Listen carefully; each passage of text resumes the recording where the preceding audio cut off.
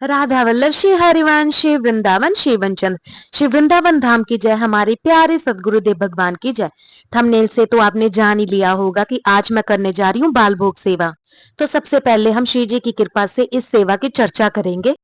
बाल हमारे श्री ठाकुर जी, वो हमारे लल्ला ही है ना, इसलिए ये सेवा विशेषकर हमारे ठाकुर जी की सेवा मानी गई है। ये सेवा इतनी प्यारी है।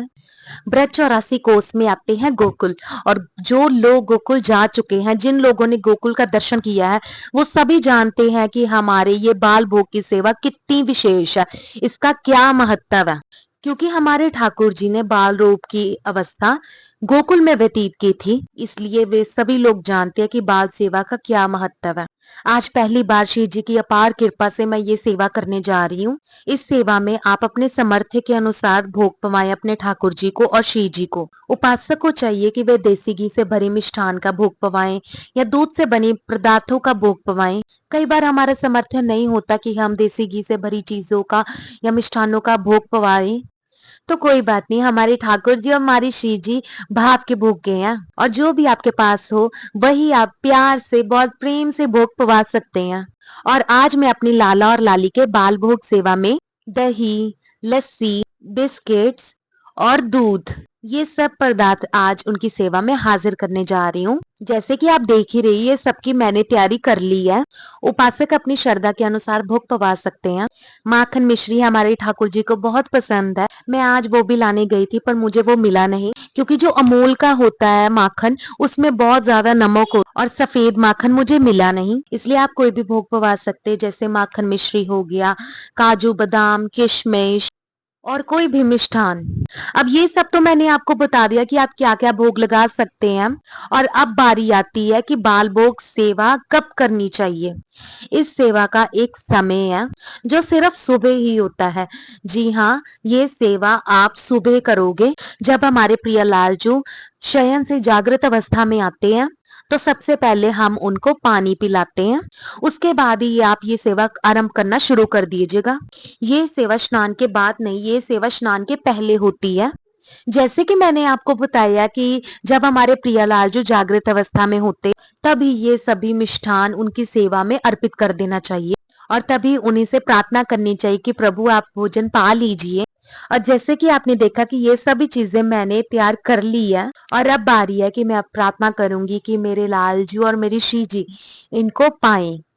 जैसे कि मैंने आप सबसे पहले भी बताया हुआ है कि मैं अपने प्रियालाल जी को गर्मी के समय में दूसरे कमरे में स्थापित कर देती हूँ, ताकि उन्हें गर्मी ना लगे।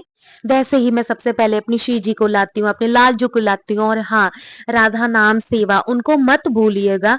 अगर जिन लोगों के पास भी है, उनको उनके साथ ही रखना है, मतलब अपने प्रियालाल जी के साथ ही रखना है। ऐसे ही मैं राधा नाम सेवा भी लेकर आती हूँ। और हाँ, आज मैं आपको एक विशेष दर्शन करवाऊंगी। पहले मैं राधा नाम स्थापित कर दूं, और फिर मैं आप सभी को दर्शन करवाऊंगी, हमारे सभी के प्यारे, और जिनमें हमारे कृष्ण जी का पवित्र दिल है, वो है हमारे जगन्नाथ जी। तो कीजिए दर्शन। आज एकादशी है, और आज के दिन मुझे मेरे जगन्नाथ जी, सुभद्रा मैया, बलभद्र जी मिले हैं। ये कैसे मिले हैं, कब मिले हैं, ये मैं आपको नहीं बताऊंगी, पर आज उनकी अपार कृपा से वो मेरे पास आए हैं, और आज मेरी खुशी का ठिकाना नहीं है। ये सब इन्हीं की कृपा है कि मुझ जैसे तुच्छ प्राणी को इन्होंने अपनाया है, और इसलिए मैं बहुत ज्यादा खुश हूँ। और अब दर्शन कीजिए मेरी श्री जी के। ये सब वही ड्रेसेस है, और देखिए कितने सुंदर लग रहे हैं, जो कल के व्लॉग में मैंने अनबॉक्सिंग की थी। और आज मैंने एकादशी के दिन इनको अब पहनाया है लोटस ड्रेसेस। देखिए कितने प्यारी लग रही है मेरी श्री जी, बहुत प्यारी लग रही है। और उसी के साथ मेरे लालजू भी कम नहीं लगते, वो भी बहुत सुंदर लगते हैं। और ये श्री राधा नामजू, और हमारे प्यारे प्यारे प्यारे जगन्नाथ जी। और इन सभी को स्थापित करने के बाद मैं लाऊंगी भोग, और बड़े प्यार से प्रार्थना करूंगी अपनी श्री जी लालजू को कि आप ये भोजन पाइए। तो ऐसे की जाती है बाल भोग सेवा। मैं जानती हूँ ये भोग शयन के बाद जागृत अवस्था में किया जाता है, पर श्री जी के भक्तों, जैसे हम सोचते हैं ना, वैसा कई बार नहीं हो पाता है। फिर भी मैं करने की कोशिश करती हूँ, तो इसके लिए मुझे क्षमा कर देना। तो इसीलिए ये सेवा मैंने बाद में करी, और जब आप सेवा करोगे तो प्लीज आप बाद में मत करना। जब आप अपने ठाकुर जी को प्यार से शयन से उठाते हो, पानी पिलाने के पश्चात, तभी ये सेवा होती है, तभी आप करना। तो इसी के साथ मैं व्लॉग को एंड करती हूँ। Thanks for watching and do subscribe my channel. Hari बोल, जय जय श्री राधे श्याम, सबको मिले वृंदावन धाम। श्री हरिवंश।